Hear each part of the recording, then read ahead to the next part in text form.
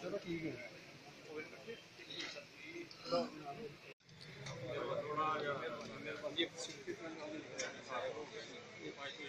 थोड़ा जा पीछे राणा साहब जी सर वारदातें जो है उन्होंने की है, इसमें जिला शेखुपुरा, गुजरावाला, हाफसाबाद, सरगोदा, मंडी बहाउद्दीन और लाहौर की भी वारदातें इनसे बरामद हुई हैं।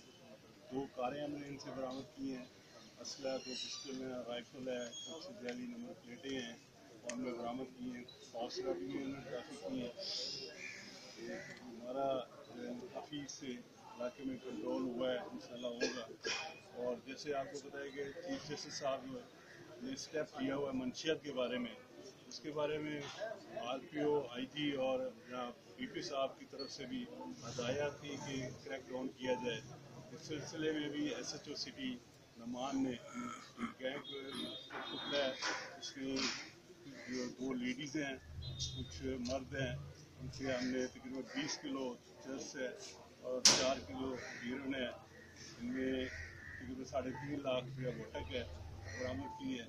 तो जैसे आपको बताया कि ये गली मोहल्लों से मंशियात निकल के स्कूलों, कॉलेजों, यूनिवर्सिटियों तक पहुंच चुकी है। तो इंशाल्लाह हम लगे हुए हैं। आप सब मीडिया भी इसकी हेल्प करे, हम भी कर रहे हैं।